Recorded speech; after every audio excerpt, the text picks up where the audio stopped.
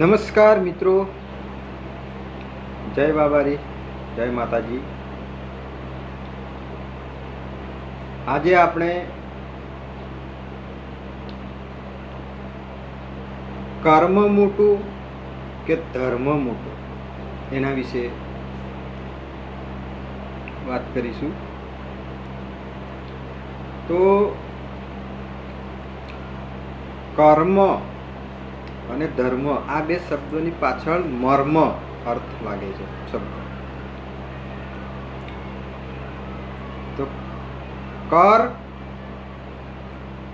મર્મ અને દર વત્તા મર્મ આ બે શબ્દોની જોડી અને ધર્મ કર્મ શબ્દ જોઈન્ટ થાય છે. તો પહેલા આપણે ધર્મ એટલે શું, કર્મ એટલે શું એ અર્થ સમજો. કે ધર એટલે ધારણ કરવું, એનો મર્મ જે ધારણ કર્યું છે એનો મર્મ શું, એટલે એ ધર્મ થયું. એ જે આપણે કરી રહ્યા છે, જે તે કર્મ કરીએ શા માટે કરી રહ્યા છે એની પાછળનું કારણ શું એ એનો મર્મ.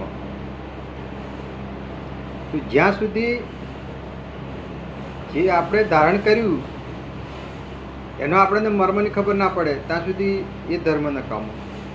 અને જે આપણે કરી રહ્યા છીએ એ શા માટે કરી રહ્યા છે એનો જ્યાં સુધી મર્મ ના સમજાય ત્યાં સુધી કર્મ પણ નકામું.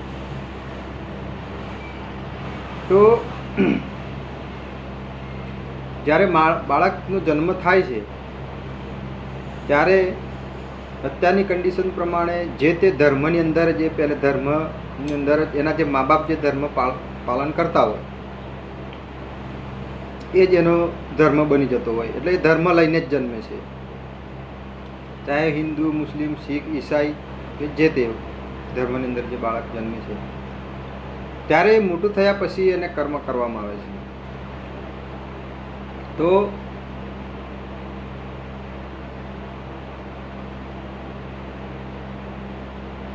એક એવી પણ પરંપરા છે કે જ્યારે બાળક જન્મે લે છે ત્યારે એને કંઈ ખબર હોતી નથી કે હું કયા ધર્મનો છું કે કઈ જ્ઞાતિનો છું.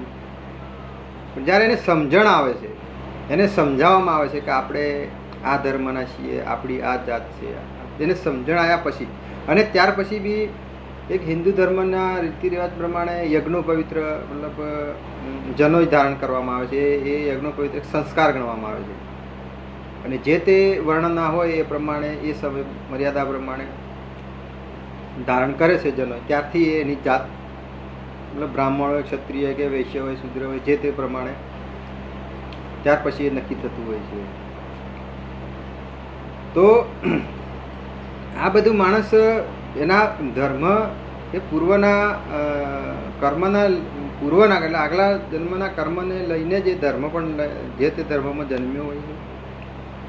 અને આ જ્યારે મનુષ્ય રૂપે જન્મે છે ત્યારે બી એ થોડા ઘણા પૂર્વના એના કર્મો લઈને આવતો હોય છે. પણ માણસને જે તે દિશા તરફ લઈ જાય, જે તે ડિગ્રી તરફ લઈ જાય છે એ ધર્મ નથી લઈ જતો, એને કર્મ લઈ જાય છે. માનો કે કર્મ શ્રેષ્ઠ છે. કર્મના બે પાસા છે, સારું કર્મ અને ખરાબ કર્મ. આપણે ધ્યાન એ રાખવું જોઈએ કે આપણે કયા પ્રકારનું કર્મ કરવું જોઈએ, સારું કર્મ કરવું જોઈએ કે ખરાબ કર્મ કરવું જોઈએ. તો હંમેશા આપણે સારું કર્મ કરવું જોઈએ. કર્મ સારું કર્યું હોય કે ખરાબ હોય, એનું જે ફળ જે છે એટલે મતલબ એનું જે મર્મ જે છે એ છેલ્લે આપણે જે તે એનું રિએક્શન આવતું હોય છે એને આપણે ભોગવવું પડતું હોય છે. તો દાખલા તરીકે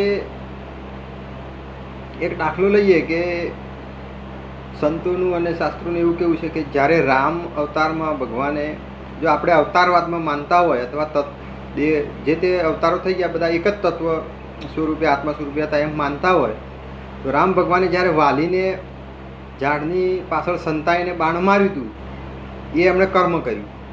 તો કેમ કે વાલી સુગ્રીવથી મરે એવો નહોતો. એ બી એક ધર્મ અને વાલી અન્યાય કરતો હતો સુગ્રીવ સાથે.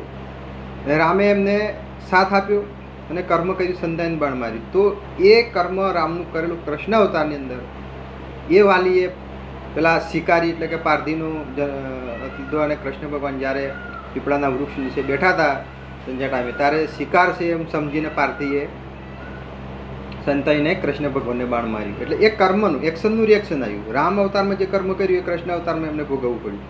ચાહે ધર્મની અંદર રહીને કર્મ કરો અને ધર્મના માટે કર્મ કરો કે પોતાના માટે કર્મ એ કર્મ જ છે, એ કોઈને છોડતું નથી.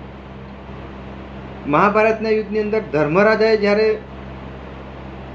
હાથી અશ્વત્થામા નામનો હાથી મરાઈ ગયો ને અશ્વત્થામા દ્રોણગુરુના પુત્રનું પણ નામ હતું.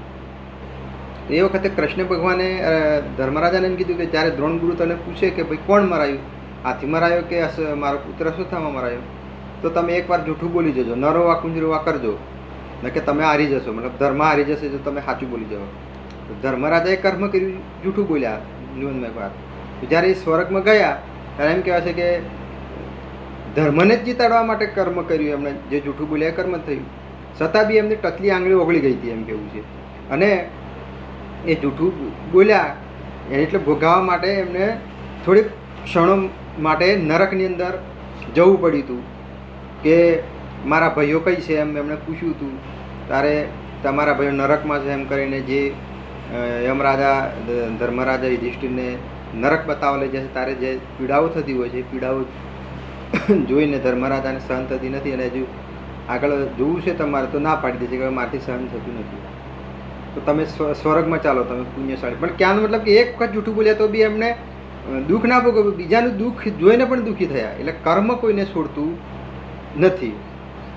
એટલે આમ જોવા જઈએ તો માણસને રાજામાંથી રંક બનાવતો હોય કે રંકમાંથી રાજા બનાવતો હોય, એક સામાન્ય માણસમાંથી મહાન બનાવતા હોય કે એક મહાન આત્મામાંથી એક સામાન્ય માણસમાંથી, તો એ કર્મ જ જવાબદાર છે, ધર્મ જવાબદાર હોતો નથી.